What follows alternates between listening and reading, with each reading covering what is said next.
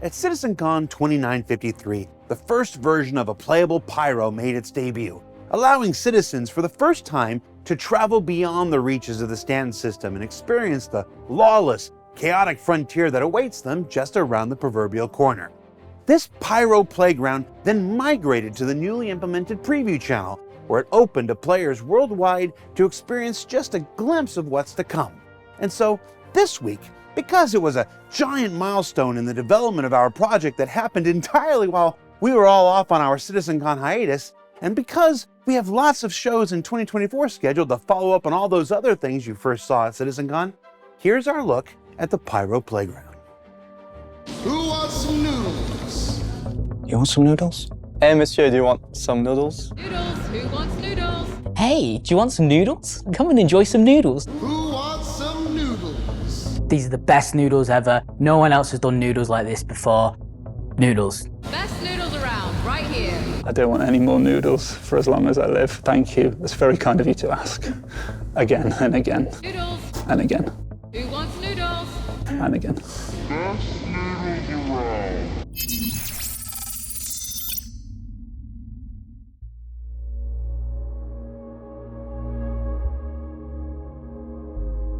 Pyro Playground was really just a snapshot of where we're at in the process. We didn't want to release all of Pyro, so it was really just Pyro 1, 2, and 3. We didn't have all of the content or features, but it was a pretty good chunk of it. It contains a certain subset of locations to go visit, a certain subset of missions that we want players to partake in, and it's just a chance for players to experience a cross-section of where we're at currently with the Pyro system. It allows us to have a look into the new, unique systems we've built for Pyro, things like the solar flare, things that make Pyro feel more unique to Stanton. Instead of us always showing players, we wanted players to be able to play it and see what we're seeing and test it out, and then also allow us to get one step closer to an actual release. The Tech Preview channel is a way for us to test out different content or different tech initiatives. So the idea would be that you're playing whatever is on live, plus this little snippet or shelf of content or feature that allows us to try it out and make sure that it works before we take it to larger audiences. A lot of times when we use just the PTU build, there's so many different layers of bugs and issues that we're trying to work through that a lot of times the feature that we're trying to highlight or to really get a lot of feedback on is behind all of these other things. So this allows us to test out just a very, very specific thing. When we put things on the Tech Preview channel, it'll never be permanent. It's really just a way for us to gather information or test things out and see how it's going. And then from there, it will always be pulled down and then follow the proper pipeline, which would be going through PTU environment, then finally being released on live. When we've done demos in the past, there is a golden path, but with this, we wanted it to be like a golden sphere. If you wanted to do cargo or mining or salvaging or racing or piracy, whatever, there was something there for you. The Pyro Playground gave players an opportunity to get a feel for several planets, Pyro 1, 2, and 3. They do have lore names. Bloom, which is Pyro 3, and Monox, which is Pyro 2. And Pyro 1 itself doesn't have an official name because it's such a barren wasteland, so there's never really been any mining or industrial commercial enterprises on it. Pyro is a lawless system, so therefore at its heart, we've got some big differentiating factors, like Stanton should feel almost like a business park because of all the different corporations that it has there, versus Pyro should just feel completely lawless. I really enjoy that feeling that we are in a system that is completely different from Stanton. You feel less protected, you feel more vulnerable. It becomes much more about careful planning, but there's also that freedom there as well, so you're free of consequences for a lot of your actions. So it becomes more of a free-for-all playground, and I think as time moves on, you'll see certain people gravitate towards that and certain people move away from it.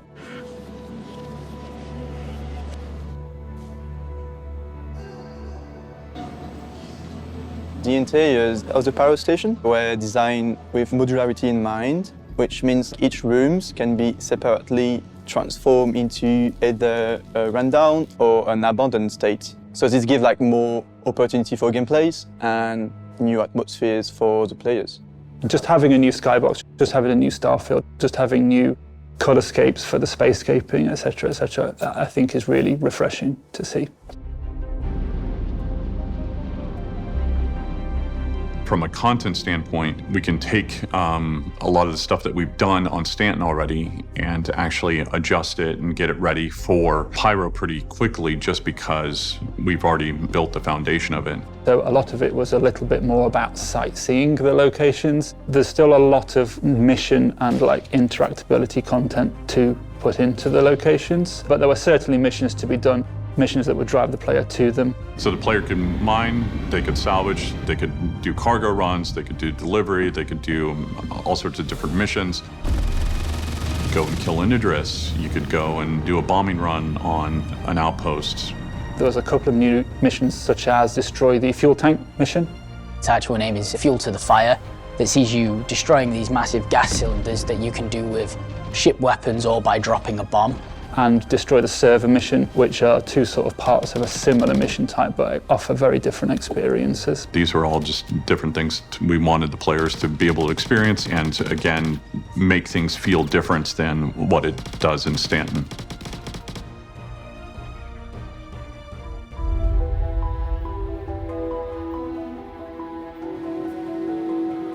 While I was involved in the development, you only get involved in certain aspects, so you don't see it all as a whole. So when we did internal playthroughs and I hopped on with some members of my team, we decided we were going to play one of the missions that we hadn't played. The mission was amazing, it was very atmospheric. The AI were reactive, we barely got out alive. And then we had this warning of a solar flare, and we didn't know what this was, so we was like, oh, this is cool. So we stood on the ground and stared at the sun, wondering what it was, because I believed and I had told my team that it was more of an EMP, completely forgetting that it's more of a deadly dose of radiation. When the solar flare happened, everybody on my team fell to the floor, instantly dying with an intense hit of radiation. And it was an amazing experience.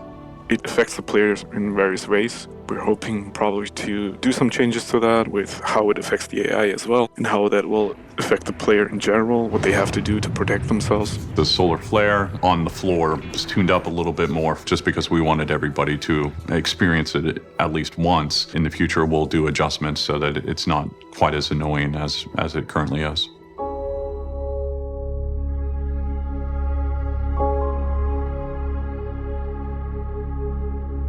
One of the cool things that we got to experiment with Pyro, we basically taking consumables and props to the next level. As a team, Interactables took charge of creating all the new food items that you've seen. Basically, we had to reinvent the way props have always been done. We've had to create kind of a new style, which is the improvised style, because everything in Pyro is, scrap, it's trash, it's things that have been repurposed. We didn't have any of that stuff, so we had to do a lot of development, had to do a lot of prototyping on what would work. We made a lot of kits, so it's all brand new stuff that we've had to create to fit this new aesthetic.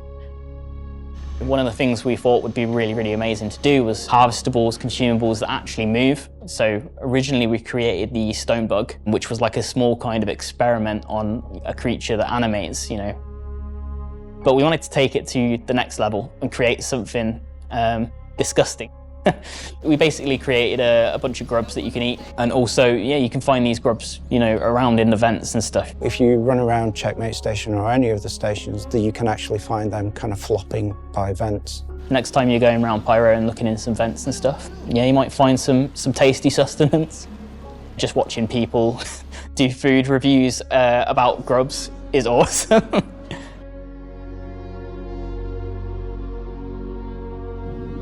Now they'll be able to experience like new mission gameplay and new locations like planet, outposts, or even Pyro stations.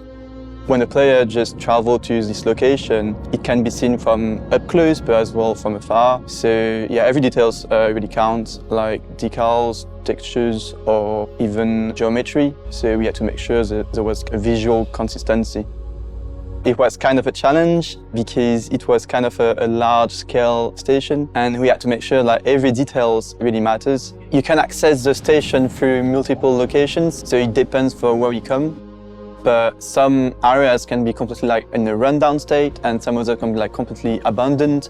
These are stations that are decommissioned. These are stations that are, run down and broken. The atmospheric controls don't work. The trash compactors and the janitorial stuff. None of that's going to be working. So we needed to really kind of demo and show that off, right? To really like make the stations in Pyro really shine and be completely the opposite of Stanton, we implemented like new parts, like the damaged parts that you can see on the exterior.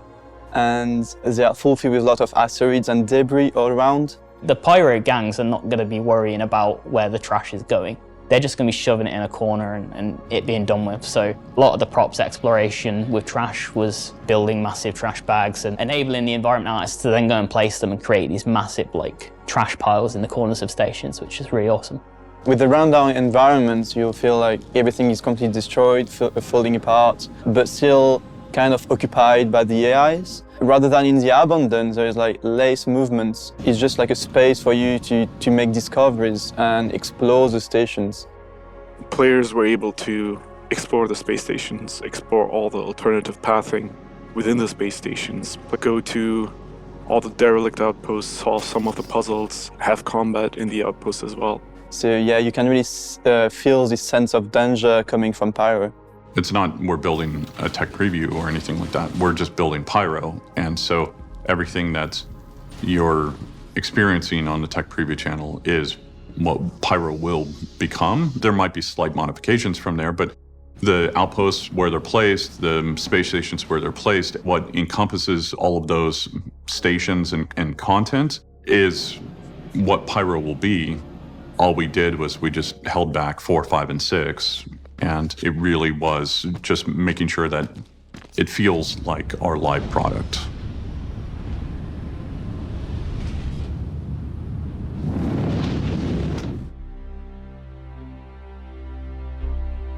For all of SitCon and Pyro Preview channel, I think the reaction has been pretty positive. I think having them be on the floor and being able to play it, at least for me, that was one of the highlights.